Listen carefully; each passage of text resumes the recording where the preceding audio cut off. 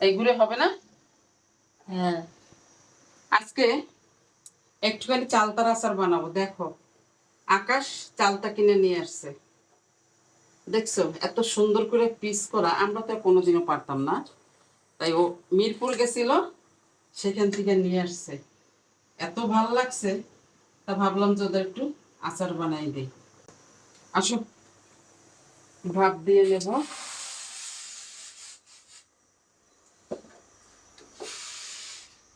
এই যে পানি দিয়ে সেদ্ধ দিয়ে দিলাম।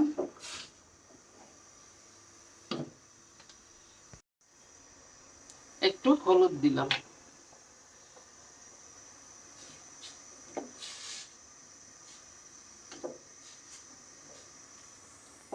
কষটা একদম দূরত্ব হয়ে যাবে, তাই না? হ্যাঁ, এই যে, হালকা একদম সিদ্ধ করতে হবে। হ্যাঁ, ও যেভাবে আনছে আমি ওইভাবে সুন্দর করে ধুয়ে ভাপে দিলাম। অনেক পাতলা পাতলা চিকন করে হ্যাঁ, কাটা। এ আমরা জীবনেও কাটতে পারবো না বাবা। এই দেখো চালটা সেদ্ধ হয়ে গেছে। এদিকে কড়াই বসাই দিছি, এক বাটিরও কম, কারণ আমি মিষ্টি জিনিস একটু কম দেব। আখের গুড়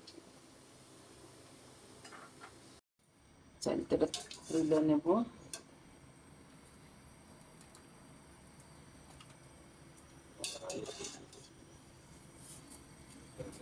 গুড়ও গইলে গেছে।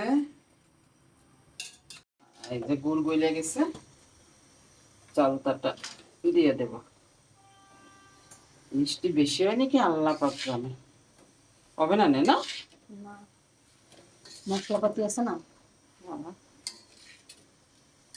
গুড়টা মিলাইনি ভালো করে। নিচে আমি তাওয়া দিয়ে দিছি, কারণ নিচেতে না লাগে যায়। লবণ দিয়ে দেব। লবণটা এখন দিলাম কেন? চালতার ভিতরে একদম শিরে শিরে লবণটা ঢুকে যাবে।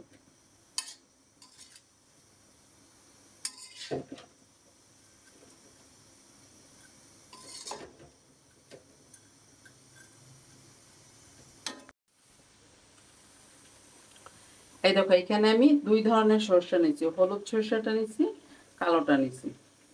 কালো জিরাটা আমি কি করব না, গুঁড়া করবো না, তাহলে আচারের রংটা না কালো হয়ে যায়। এইখানে পাঁচফোড়নটা আদা ভাঙা করে নিছি, এটাও আমি নিচের হাতে বানাই নিছি। এখন সরষে দিলাম 2 চামচ, পাঁচফোড়ন 2 চামচ দিয়ে দেব। আমি মিলাই নি, লাগলে দিব। বেশি ঝাল হবে? বেশি ঝাল হবে না। দাও। এই যে মরিচের গুঁড়াটাও আমি এইভাবে আধা ভাঙা করে নিয়েছি, চিলি ফ্লেক্সের মতো। মাশাল্লাহ, মেয়ে খাবে বইলা কথা, আনারকলির মন চাইছে। ঢ্যাং ঢ্যাঙা ঢ্যাং ঢ্যাং। খালি আমি আর আনারকলি খাইতে পারবো, আর কেউ খাইতে পারবো না। হ্যাঁ, আমার মায়া হা করে থাকবো। সমস্যা ওগুলো নেই। জলপাই দিয়ে মিষ্টি করে বানাই দেবো আচার। হ্যাঁ, এই দেখো আমার আচার হয়ে গেছে। এত সুন্দর হয়েছে, একটার সাথে একটা মেলেনি।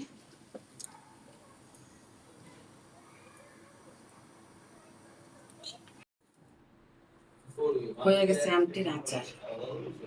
এই আচারটা একটার সাথে একটা মেলেনি, আর মনে হয় যে খাবারের সময় চাবাও থাকবে না, এত সুন্দর নরম হয়েছে। এই দেখো, একদম শিরায় শিরায় সব ঢুকে গেছে।